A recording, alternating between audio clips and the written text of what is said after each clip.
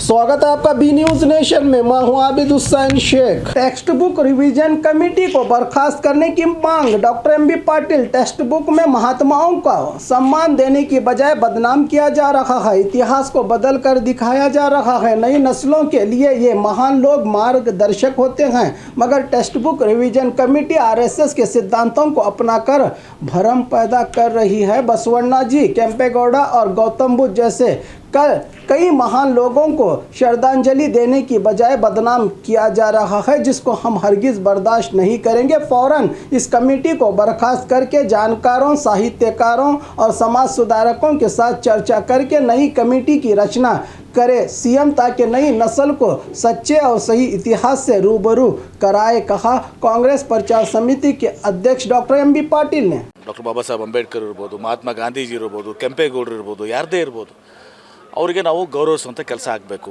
ಮತ್ತು ಮುಂದಿನ ಪೀಳಿಗೆಗೆ ಅವ್ರನ್ನ ಅರ್ಥಕೊಳ್ಳುವಂಥ ಇದು ಇರಬೇಕು. ವಿವೇಕಾನಂದರು ಯಾರಿಗೂ ಕೂಡ ನಮ್ಮ ಮಹಾಪುರುಷರನ್ನ, ನಮ್ಮ ದೇಶದ ಮಹಾಪುರುಷರೇನಿದ್ದಾರೆ ಅವ್ರಿಗೆ ಅಪಮಾನವಾಗಂಥದ್ದು ಅದು ಇತಿಹಾಸನ ತಿರುಚುವಂಥ ಕೆಲಸ ಆಗಬಾರ್ದು. ಈಗ ಪಠ್ಯಪುಸ್ತಕಗಳಲ್ಲಿ ನಮ್ಮ ನಾಡಿನ ಎಲ್ಲ ಮಹಾಪುರುಷರನ್ನ, ಅದು ಬಸವಣ್ಣವ್ರು ಇರ್ಬೋದು, ಬಸವಾದಿ ಶರಣರು ಇರ್ಬೋದು,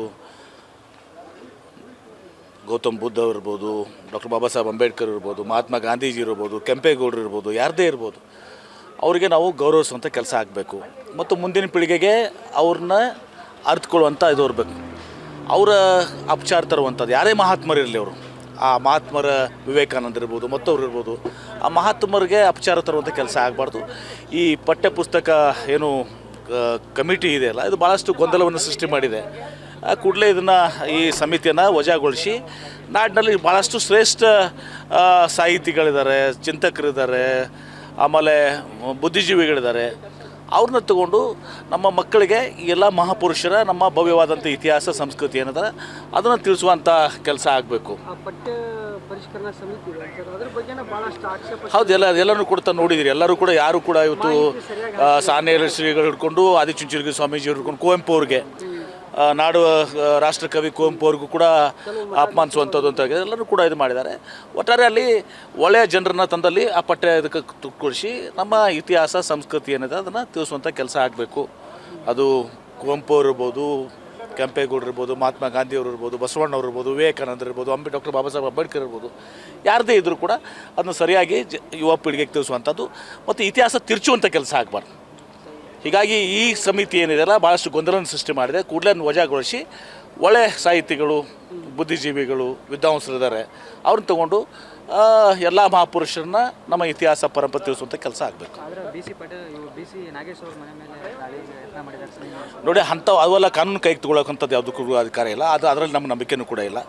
ಆದರೆ ನಾವು ವಿನಂತಿ ಮಾಡ್ಕೊಳ್ಳೋದು ಅನ್ನೋದು ಮುಖ್ಯಮಂತ್ರಿಗಳಿಗೆ, ಸರ್ಕಾರಕ್ಕೆ ಇದನ್ನು ವಜಾಗೊಳಿಸಿ ಒಳ್ಳೆಯ ಜನರನ್ನ ಹಾಕಿ. ಸಾಕಷ್ಟು ಜನ ಇದ್ದಾರೆ, ಚಿಂತಕರಿದ್ದಾರೆ, ಸಾಹಿತಿಗಳಿದ್ದಾರೆ, ಬುದ್ಧಿಜೀವಿಗಳಿದ್ದಾರೆ, ತಿಳ್ಕೊಂಡವ್ರಿದ್ದಾರೆ. ಅಂಥವ್ರ ಕೈಯಲ್ಲಿ ಒಳ್ಳೆಯ ಜನರ ಕೈ ತಗೊಂಡು ನಮ್ಮ ಇತಿಹಾಸವನ್ನು, ಭವ್ಯವಾದಂಥ ಇತಿಹಾಸವನ್ನು ನಮ್ಮ ಮುಂದಿನ ಯುವ ಪೀಳಿಗೆ ತಿಳಿಸುವಂಥ ಕೆಲಸ ಆಗಬೇಕು. Thank you.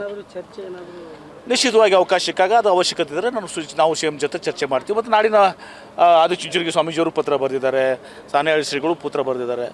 ಎಲ್ಲರೂ ಕೂಡ ಮಾಧ್ಯಮದಲ್ಲಿ ಕೂಡ ಎಲ್ಲರೂ ಕೂಡ ಇವತ್ತು ಹೇಳಿಕೊಟ್ಟಿದ್ದಾರೆ. ಇದು ಯಾರೂ ಕೂಡ ಜನ ಒಪ್ಪುವಂಥದ್ದಲ್ಲ. ಕುವೆಂಪು ಅವ್ರಿಗೆ, ರಾಷ್ಟ್ರಕವಿ ಕುವೆಂಪು ಅವ್ರಿಗೆ ಅಪಮಾನ ಮಾಡೋಗಲಿ, ಬಸವಣ್ಣವ್ರಿಗಾಗಲಿ, ಬಸವಾದಿ ಶರಣರಿಗಾಗಲಿ, ಕೆಂಪೇಗೌಡರಿಗಾಗಲಿ, ನಮ್ಮ ಡಾಕ್ಟರ್ ಬಾಬಾ ಸಾಹೇಬ್ ಅಂಬೇಡ್ಕರ್ ಆಗಲಿ, ಮಹಾತ್ಮ ಗಾಂಧಿ ಇರ್ಬೋದು, ವಿವೇಕಾನಂದರು, ಯಾರಿಗೂ ಕೂಡ ನಮ್ಮ ಮಹಾಪುರುಷರನ್ನ, ನಮ್ಮ ದೇಶದ ಮಹಾಪುರುಷರೇನಿದ್ದಾರೆ ಅವ್ರಿಗೆ ಅಪಮಾನವಾಗಂಥದ್ದು ಅದು ಇತಿಹಾಸನ ತಿರುಚುವಂಥ ಕೆಲಸ ಆಗ್ತದೆ. और खबरों के लिए देखते रहिए बी न्यूज नेशन। क्या आपको कहीं जाना है? अगर नहीं है कोई सवारी, बिगोस है ना। अब बिगोज ऐप से कीजिए बुकिंग, टैक्सी हो या ऑटो, 5 मिनट में आपके घर तक।